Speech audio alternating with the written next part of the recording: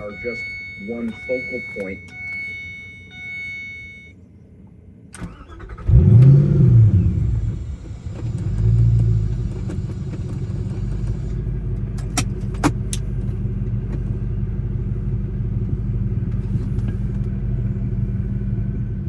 Good afternoon, YouTube. Hope everyone's having a wonderful day. In my 2006 Ford GT, and I thought it would be a good idea to shoot a quick video on whether or not you should also get a 2006 Ford GT. Some pros, cons, some things that I think might be helpful from someone who currently owns the vehicle. I've had it for about 2.5 years, about 2.5 years,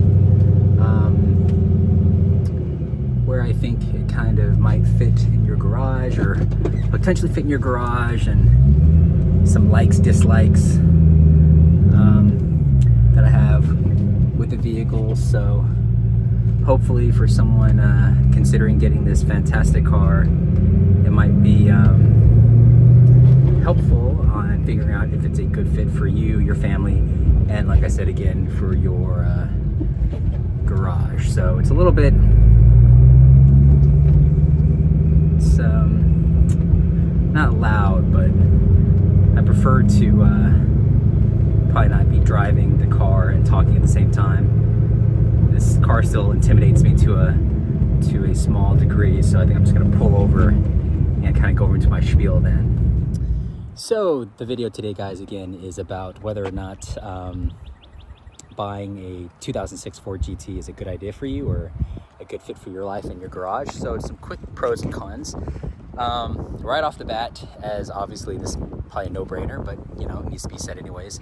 As a daily driver or definitely one-car garage, do not get this car for a myriad of reasons: the cost, the insurance, the running costs, maintenance costs, which are not as crazy actually as many of my other exotics. These things are pretty reliable actually, but I definitely would not use them as a daily driver in terms of getting that daily beating, daily wear and tear, because again, you just can't take it into any old Ford and have the parts replaced. In fact, I think that for many of the parts, you know, it's not specialized, but you can't just, a lot of them aren't just like off the shelf at Ford, from what I understand, and they're obviously unique and unique to the GT, so something to keep in mind. But yeah, definitely I would not have this as a daily driver, and definitely not as a one-car garage. No storage space.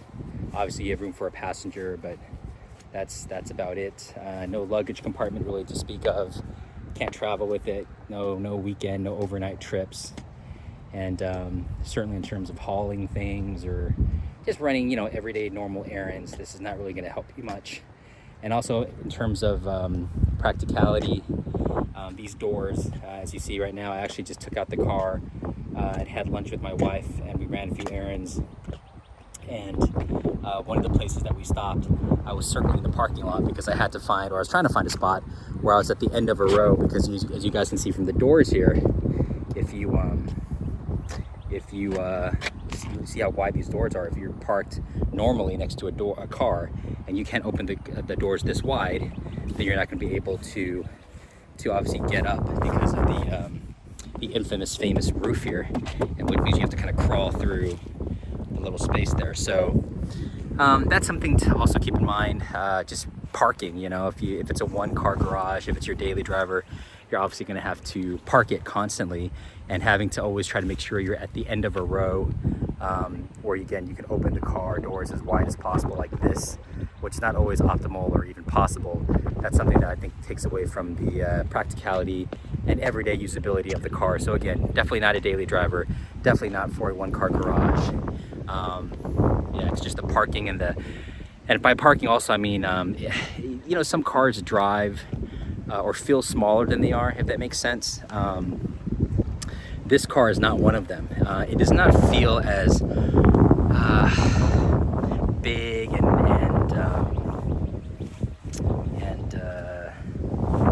just big, tankish like my Gallardo. It's not that bad, but it definitely is something that you definitely have to be mindful of when you're doing, you know, tight turns, U-turns, going into and out of parking spots. I had to parallel park the car on a pretty uneven, jagged, potholey street for lunch earlier, so I kind of was constantly looking over my shoulder. Actually had to have my wife go out of the car to kind of make sure I wasn't backing up into the car behind me. Again, no backup camera to speak of on this car. So just for kind of everyday maneuvers and parking, you know, that sort of deal, it's definitely not a daily driver, definitely not a one-car garage. In terms of I won't even say, honestly, guys, this is a good weekend car option.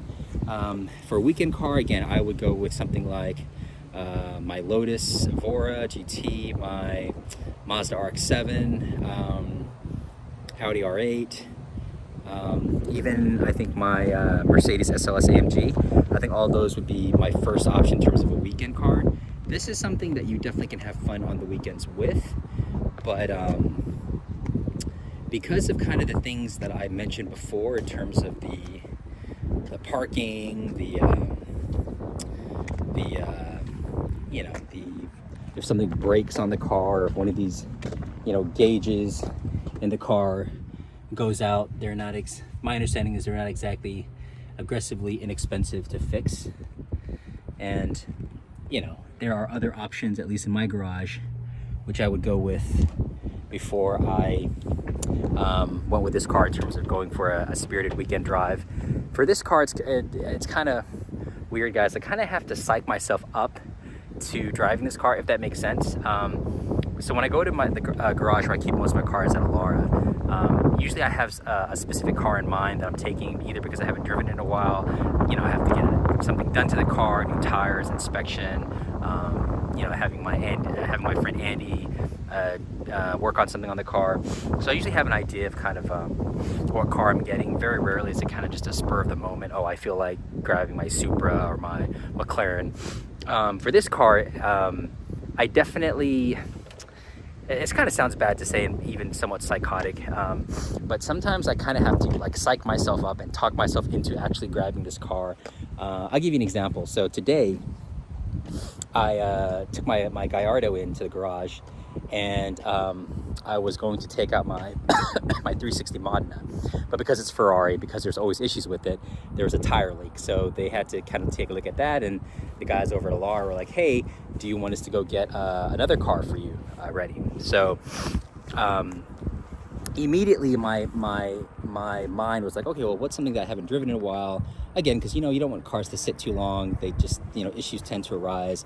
I don't, you know, have garage queens. I drive all of my cars.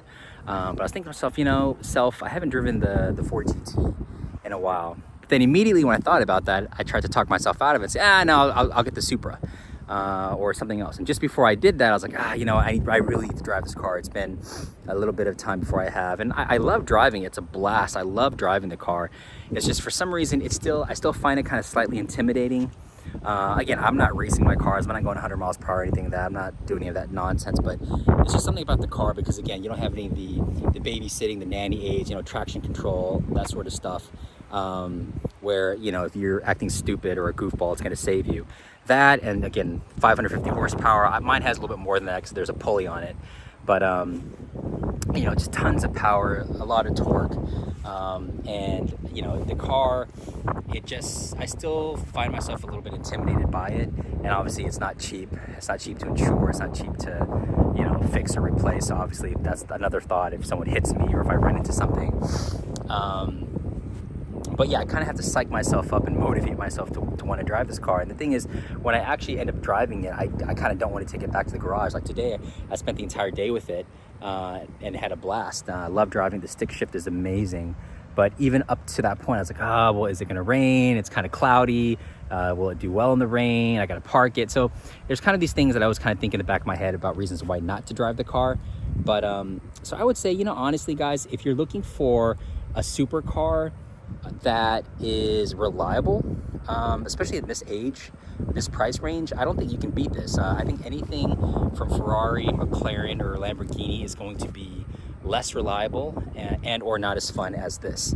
So you know, I don't know if that's a category, but if you're looking for a reliable supercar that's fun and engaging to drive and has a stick shift, I can't really think of any other options, because obviously the Ferrari stopped doing their manuals, I believe, with the 430. Lamborghini stopped with the Gallardo, I believe. McLaren stopped with the F1. So you can't really get any other supercars of this age, of this era, of this ilk that is as fun, as engaging, and again as reliable as this Ford GT. I've had no issues with it. Ironically, I thought I was having an issue with the trunk. I kept on getting this alert that one of the doors was ajar, but again, I don't drive this much, so you guys are probably thinking, how would I not know that? But when I keep the car on a trickle charger at the garage, they obviously have to open the front here, and I guess you have to really kind of press down here really hard until it clicks, and then the door ajar light goes off. But me and again, I'm not the only completely incompetent person about this. One of the other techs was just pressing everywhere, and we were trying to figure out why that light would go off either. So again, I'm not just aggressively stupid, but yeah, I mean, that aside, I've had no issues with it. I get the oil changed every year, just keep it with maintenance, general maintenance, and it hasn't cost an arm and a leg. And again, it's been bulletproof, reliable so far. So if you're looking for a supercar that is so again super reliable, fun, engaging, and again above everything else, has a 6-speed manual, I don't think there's really any other options other than the Ford GT. So if you're looking about getting this car, again, not a daily driver, definitely not a daily driver, definitely not your only car. And again, I would even say maybe not even best for your weekend car, because if you're wanting to go somewhere on the weekend and just kind of drive stress-free, and if a shopping cart runs into you, if you hit a curb, or you want to haul some stuff or take a weekend trip, this is not that car. So this is not in that essence a weekend car. But if you're looking for you have room in the garage for a third or fourth car, a supercar specifically, that you want to have reliability, a 6-speed manual, and to have an engaging and fun car, again, I don't think you can beat this guy. So those are just some thoughts that I have about my Ford GT. Hope it's helpful to you guys. Let me know your thoughts, comments, if you guys have the car, if you like it, if you don't like it. Yeah, hope you guys like the video. Comment below, like and subscribe. Please support the channel, and I hope to catch you guys on the next video. Take care. Bye-bye. Even Lady Bugs love the Ford GT.